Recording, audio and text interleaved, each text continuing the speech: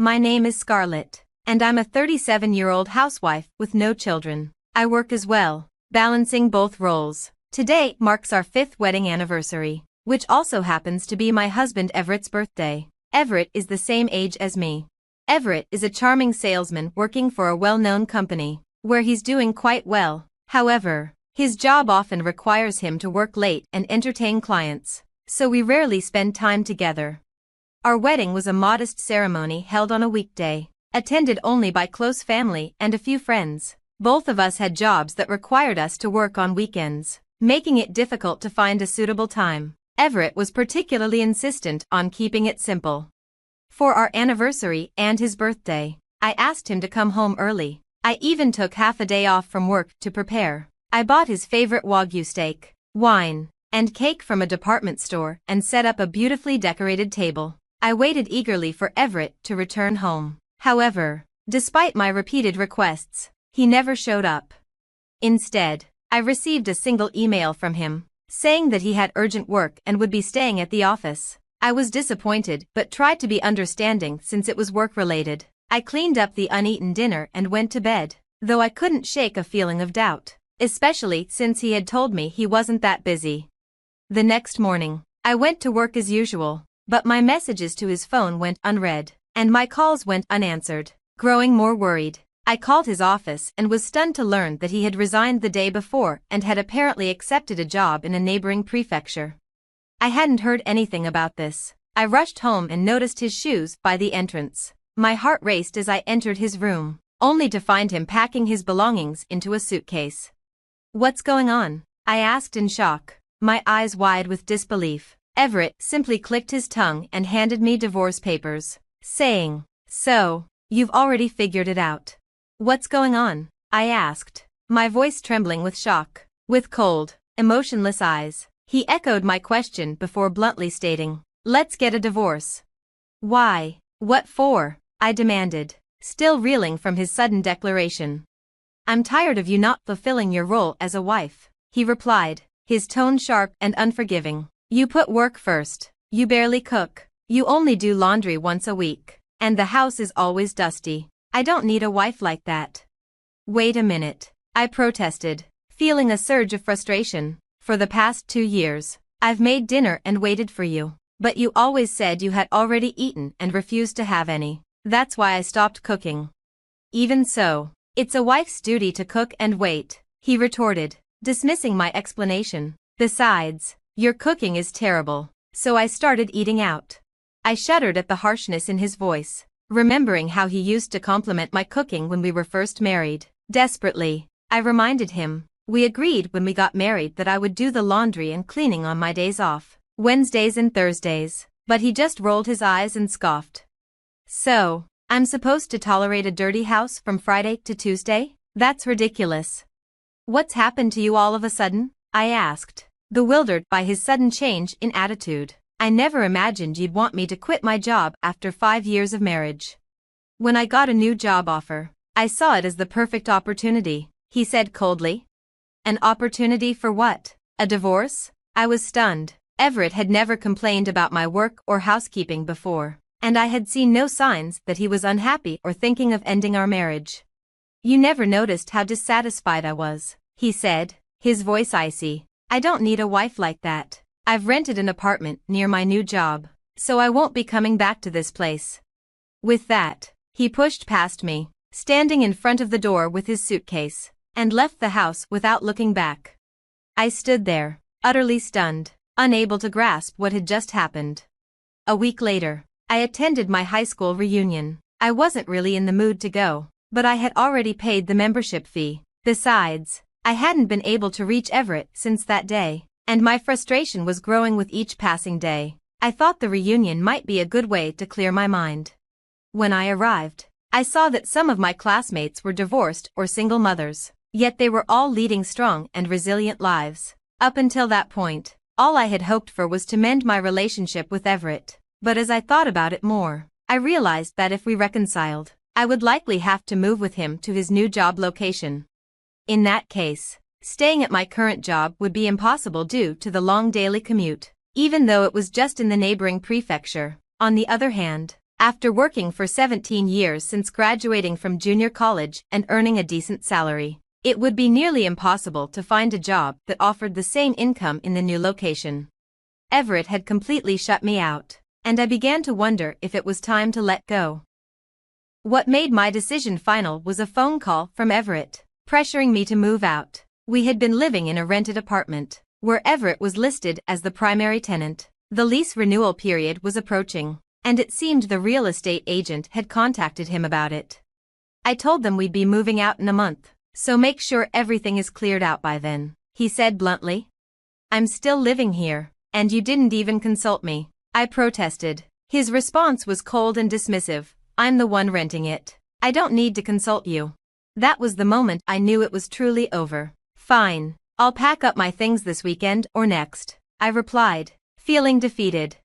Make sure to get rid of not just your stuff, but everything left in my room and all the furniture, he added, his tone sharp.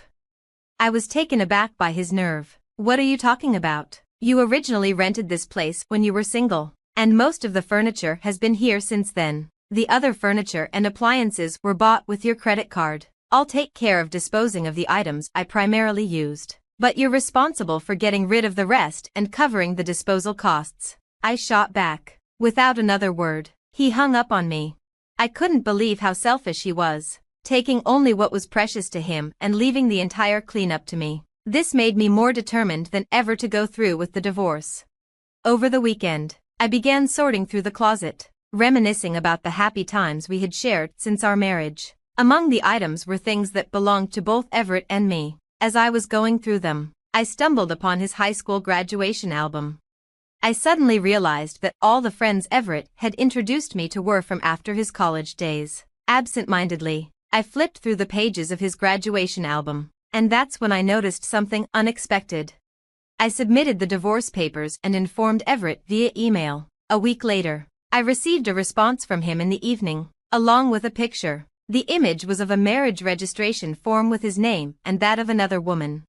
I was stunned and stared at the screen in disbelief when my phone rang. It was Everett. Did you see it? He asked. What does this mean? I demanded, still in shock.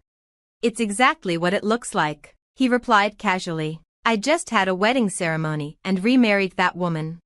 You've got to be kidding, I said, incredulous. She's incredibly beautiful, wealthy, and has a wonderful personality, he boasted. She asked me to marry her as soon as our divorce was finalized. This picture is proof. Isn't it amazing? So, you were cheating on me while we were still married? I asked, my voice trembling with anger. I'm popular, unlike you, who only has your job going for you, he sneered. Oh, by the way, her father built us a house on their property, and I transferred to her hometown with his help. It's a mid-sized company, but I'm an executive there. Everett was clearly eager to brag about his new marriage to his wealthy affair partner, but as he spoke, a wave of intense anger surged within me. He had blamed me for the failure of our marriage and used that as an excuse to divorce me, but it was also he could remarry his affair partner. He admitted that they had been seeing each other for over 2 years. They had met at a pub where he was out with coworkers, and she was one of 4 women sitting at a nearby table. Apparently, when Everett accidentally spilled his drink on himself, she had kindly wiped it off, sparking their conversation. She's the same age as us, but she's incredibly beautiful and looks a decade younger, he continued, as if rubbing salt in the wound. She wiped my clothes with a pretty handkerchief, and when I took her out to dinner to thank her, I found out she was the daughter of a landowner. She had entered into an arranged marriage at her parents' suggestion but was distressed by her husband's infidelity. After realizing that she needed to improve herself, she became someone completely different from you. I was immediately drawn to her, Everett explained, revealing that he had aggressively pursued her after that. She began dating Everett while still married to her husband, without getting a divorce. Isn't it normal to question a woman who dates 2 men while supposedly being devoted to her husband? I asked. But Everett, blinded by love, hadn't noticed anything wrong. A woman who doesn't support her man is no good, he retorted. You prioritize work and don't care about your husband. You're just not right for me. So, you can't stand on your own, and you expect me to support you? I shot back, unable to hold back my frustration. Everett seemed irritated as well and replied, "Ah, I'm so glad I'm finally free from a woman like you. Stella is the best. After all." "Stella? Is that her name?" I asked. "Yeah, it's written with the characters for double and flower, like double cherry blossoms. She was born when the cherry blossoms were in full bloom. Her parents have great taste in names, they're true celebrities," Everett said, his voice filled with admiration for her unique name. As I listened to Everett gush about her, something clicked in my memory. "Did you really marry such an amazing woman? You're not lying, are you?" I asked, pretending to sound impressed. Everett's pride was clearly wounded by the insinuation. "She's the best wife with an impeccable family background and a great personality. Just look at her elegant beauty," he insisted and sent me a picture of the two of them at their wedding. There was no doubt it was her. I couldn't help but burst out laughing. "What's so funny? This is proof that we really got married," Everett exclaimed, sounding defensive. Sure, it's real," I replied, struggling to contain my laughter. "Hey, stop laughing, we really got married, and there's a baby in her belly," he added, clearly annoyed. "What? No way," I said, unable to stop laughing. "Ah, I get it. Losing me must have made you go crazy," Everett said, interpreting my laughter in a way that suited him. Then, dreamily, he added, "In 3 months, we'll have a baby girl. She'll definitely be as beautiful as Stella. Well, even if she looks like you instead, she'll still be beautiful." Everett has a sweet, idol-like handsome face, and for some reason, he suddenly became flustered and said, "No, she doesn't need to look like me." Hearing that, I burst out laughing again. "Go crazy on your own. Goodbye," Everett snapped before hanging up the phone. Eventually, he'll figure out why I was laughing, and I can't wait for that day. After that, we had some disputes over alimony and the division of property, but with the help of a lawyer, I managed to secure a substantial settlement from Everett. He agreed to pay his share of the alimony, not wanting to cause Stella any emotional distress during her pregnancy. 2 years passed without any contact, and then I finally received a desperate email from him. "Please, Scarlett, I beg you, please listen to me." Reluctantly, I answered the phone call that followed right after the email. As I expected, it was about the child he had with Stella. "Well, kids tend to look like their parents, right?" I said. "Of course, who else would they look like?" he replied nervously. Apparently, the baby girl didn't resemble the beautiful Stella at all. "She's only 2 years old, right? She'll change a lot as she grows." I tried to reassure him, though I could tell he wasn't convinced. He found it odd that there was no resemblance at all, and I suppose that made sense. "Doesn't the baby look like you?" I asked, struggling to keep my laughter in check. Everett suddenly panicked and blurted out, "No, she doesn't, but it's okay that she doesn't look like me." He had secretly done a DNA test to check if Stella had been unfaithful, but the results confirmed that both Everett and Stella were undeniably the child's parents. "So, there's no doubt she's your child," I said. But Everett wasn't ready to let the conversation end there. "Hey, when I told you 2 years ago that Stella was pregnant, you laughed a lot. Do you know something?" he asked, pressing me for an answer. Wow, he remembered that well, I thought. Actually, Stella and I went to the same high school and were in the same grade. We were never in the same class during those 3 years, so I didn't know her well, but I do remember that she was the daughter of a landlord and had a rather haughty, unpleasant personality. At a class reunion about 2 years ago, the topic of Stella's plastic surgery came up. Stella, with her single eyelids, small eyes, button nose, and slight overbite, had been self-conscious about her looks. Apparently, after high school, she underwent several cosmetic procedures at a famous clinic in New York. She didn't attend the reunion, so I didn't see her in person, but a friend later sent me before and after pictures of her transformation. American cosmetic surgery really is incredible. When I told Everett about this, he didn't believe me at first, but then it hit him, he had never seen any childhood photos or graduation albums of hers. Was I deceived? Damn it, he muttered, realizing the truth. Stella had played the role of the sweet, demure woman while they were dating, but it turns out she had cheated on him multiple times and had been divorced before. Worse, she had been sued for alimony by several of her ex-husband's wives. I'm going to confront her, Everett declared. Maybe you shouldn't, I suggested. Huh? Why not? He asked, confused. Well, the child doesn't look like you either, right? Usually, girls are said to resemble their fathers, I pointed out, making Everett fall silent. She can't look like you, you've had plastic surgery too. How did you? He began, but I cut him off. When I moved out of the apartment we lived in 2 years ago, I found your high school graduation album. You looked like a completely different person, and I was shocked. After seeing that album, I finally understood why he never introduced me to his college friends, insisted on having a modest wedding, and only invited a few colleagues from work. Everett had likely undergone plastic surgery while in college and had been afraid his past would be exposed by his old friends. I don't think there's anything wrong with plastic surgery, I told him, but you have to consider that your child might inherit your original features. So, what should I do now? Everett asked, sounding desperate. What do you mean? What should you do? Just be a normal father. The DNA results confirmed that the child is definitely yours. With that, I hung up the phone and immediately blocked his number and email address. It's astonishing how narrow-minded he is, just because his child's appearance didn't match his expectations.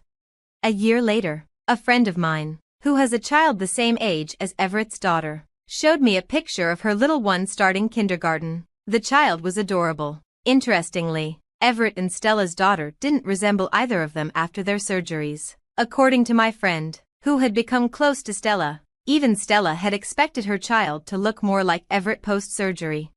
My friend mentioned that she often had to listen to Stella complain, saying things like, I shouldn't have given birth to such a child. It's hard to believe how awful they both are. On top of that, it seems Everett has already cheated again, and now Stella is even seeking divorce advice from my friend. Everett is such a fool. If they do end up getting divorced, he'll be stuck paying alimony and child support. And considering Stella's wealthy background, who knows how much she could demand if she gets a good lawyer. What's worse is that, according to my friend, even the local kids know about Stella's plastic surgery, and they've started excluding her daughter at kindergarten, telling her, your mom is actually ugly. It's a small comfort that Stella's parents seem to love their granddaughter, but it's truly sad for the child. Still, it's none of my business anymore. As for me, I managed to rent an apartment in a location that's convenient for commuting. With the shorter distance, I can now clean and do laundry after work, leaving my days off completely free to enjoy my own interests. I've also rekindled a friendship with a divorced classmate I reconnected with at the reunion, and I'm enjoying a leisurely and fulfilling life.